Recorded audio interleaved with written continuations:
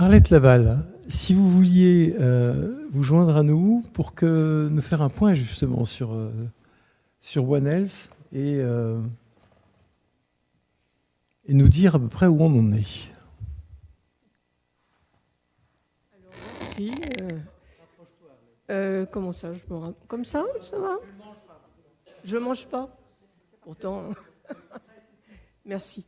Donc, je vais vous faire une présentation extrêmement rapide du travail qu'on a mis en place à l'Académie d'agriculture sur le sujet d'une seule santé, à la demande du précédent secrétaire perpétuel et d'un précédent président,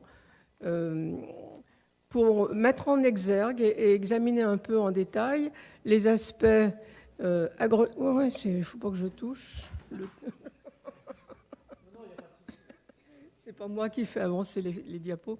Les aspects agronomiques et environnementaux du sujet d'une seule santé. Donc on a constitué un groupe de travail, on était 30, enfin une trentaine, parce qu'il y a eu des fluctuations au fil du temps, dont 10 rédacteurs principaux en fonction de leur spécialité. Et on a produit un rapport, donc je ne vais pas vous donner les détails évidemment, mais je vais vous donner quelques exemples. Comme le disait Emmanuel Soubeyran, c'est important de donner des exemples précis pour fixer les idées des gens. Et en fait, ces exemples, ils ont déjà été largement abordés par les précédents orateurs, mais je vous avais fait quelques petites diapos pour fixer les idées. Donc, je ne sais pas si je peux... J'appuie là-dessus. Non, c'est pas ça. Ah oui, d'accord.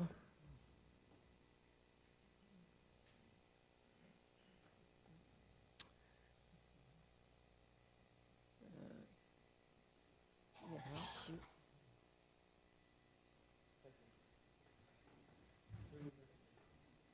Voilà. Voilà. Donc, le premier exemple que je voulais donner, abordé par notre président Michel Dran, c'est les mycotoxines. Et les mycotoxines sont directement en relation avec la santé des plantes. Vous avez ici l'illustration faite avec un épi de maïs qui a été blessé. Et à partir des blessures se développent des mycotoxines à partir des champignons qui se multiplient. Donc dans la plante elle-même, mais aussi au cours de la conservation dans les silos. Et on retrouve des moisissures et des mycotoxines sur la paroi du silo, sur les croûtes d'aliments du bétail qui sont accumulées. Donc ces mycotoxines se retrouvent dans l'aliment pendant toute la durée de la production, en fait, et avec des conséquences qui sont très variables. Il existe de nombreuses espèces de champignons, en particulier du genre Fusarium, qui sont producteurs de mycotoxines. Il y a toute une panoplie de produits qui sont plus ou moins toxiques avec des impacts variables que l'on va retrouver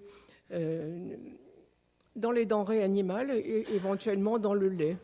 Donc un impact possible sur la santé animale, ça c'est bien connu, en particulier les phytoestrogènes qu'on va trouver avec un impact sur la reproduction et puis un impact sur la santé humaine. Bon, c'est moins connu, on ne sait pas trop, c'est un sujet compliqué. On le connaît bien en amont, on connaît peut-être un peu moins bien les conséquences sur la santé humaine. C'est plus facile de s'intéresser aux pesticides qu'aux mycotoxines, et je pense que c'est pour ça qu'on n'est pas très avancé sur le sujet, finalement. Ensuite, j'ai pris comme autre exemple le sujet de la vache folle. Bon, ce n'est plus tellement d'actualité, mais c'est très intéressant comme concept, si vous voulez, parce que l'idée d'utiliser les déchets d'abattoir dans l'alimentation animale était une idée vertueuse. On utilisait les restes et on évitait d'importer du soja. À l'époque, en France, c'était important. Et le problème, c'est qu'on ne savait pas qu'il existait de façon très occasionnelle des cas d'encéphalopathie spongiforme chez la vache et chez la brebis. Enfin, chez la brebis, c'était mieux connu, la tremblante, bien sûr.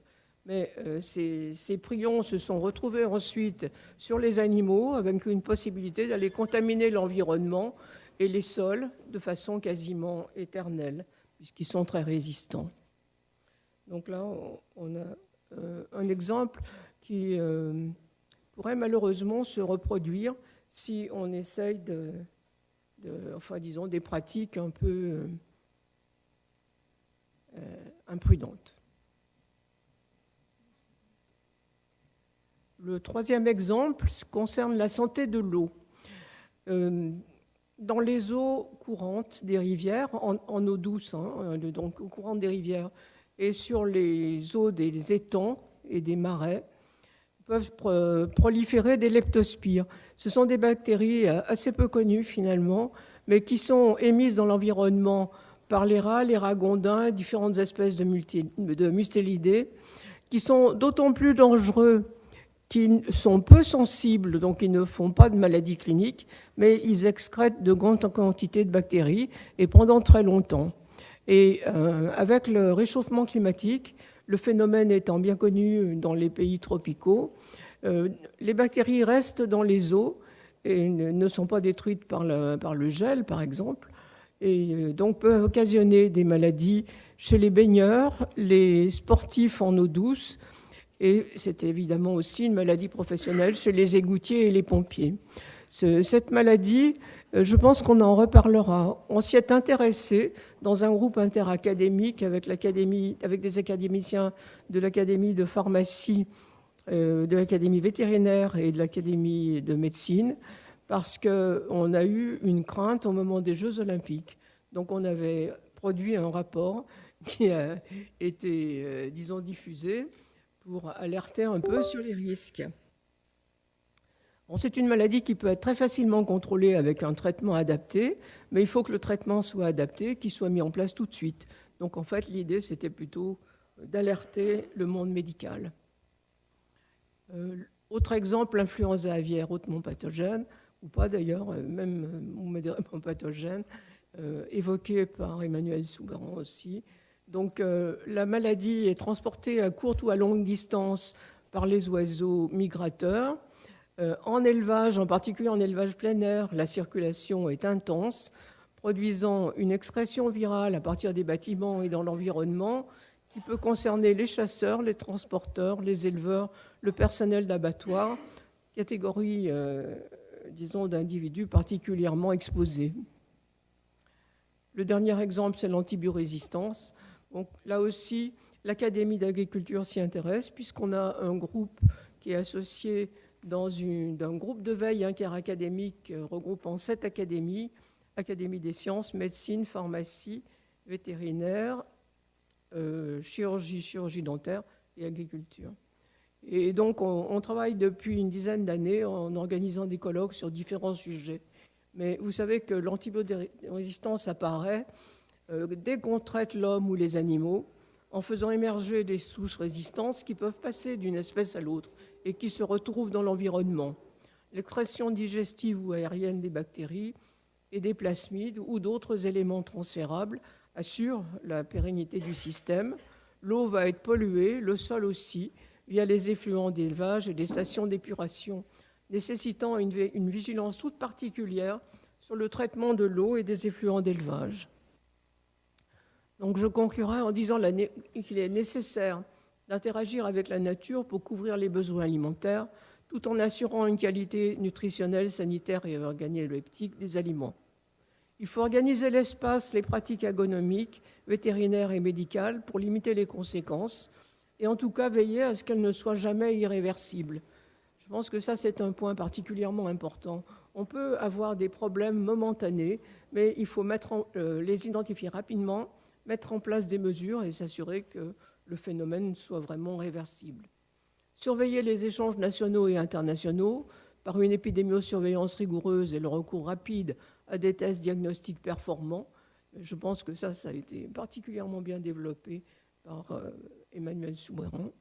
Contrôler les agents pathogènes, les ravageurs et les parasites. Traquer l'obscurantisme, ni dogmatisme ni angélisme. Évaluer le risque-bénéfice de toute mesure mise en place et alléger les procédures.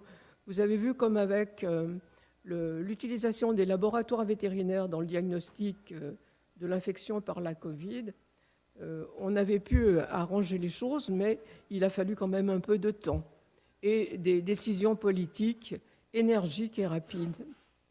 Ne pas oublier les leçons du passé, maîtriser le risque de franchissement de la barrière d'espèces.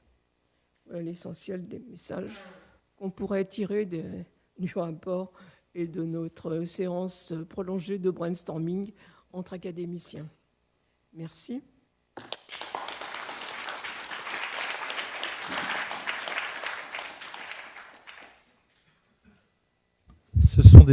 Vous avez cité, Arlette, des pathologies. Je ne suis pas sûr que nos jeunes confrères médecins généralistes sachent encore ce que c'est qu'une leptospirose. De mon expérience qui commence à Ça va là ? Ouais.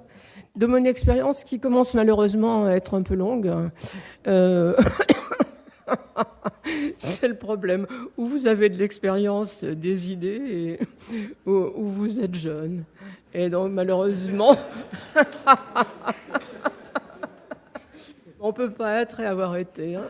Donc je me suis rendu compte de la méconnaissance totale que le milieu médical avait du monde vétérinaire, de ce qu'on pouvait faire en santé animale. Mais alors, dans ces groupes interacadémiques, c'est intéressant parce qu'on a affaire à des gens ouverts, intelligents, sympathiques, qui sont contents de voir arriver de nouvelles idées et de les brasser. Donc, moi, je prends beaucoup de plaisir à travailler dans ces groupes, en particulier sur l'antibiorésistance, parce que c'est le groupe que j'ai depuis le plus longtemps. Mais là, on a ouvert un nouveau groupe de veille sur la leptospirose, qui était également très intéressant. On va organiser une séance ici à l'Académie à la fin de l'année. Et donc, ce que je voudrais dire, c'est qu'en santé animale, on a des méthodes de prévention et une vision de la biosécurité qui est extrêmement efficace, qui s'est beaucoup améliorée au fil du temps et dont la médecine humaine pourrait quand même pourrait y trouver quelques idées.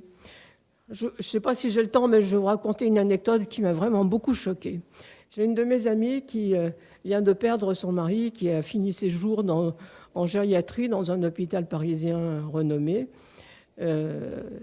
Et normalement, il aurait dû être dans une chambre individuelle. Mais le service a été submergé par l'apparition de cas de grippe.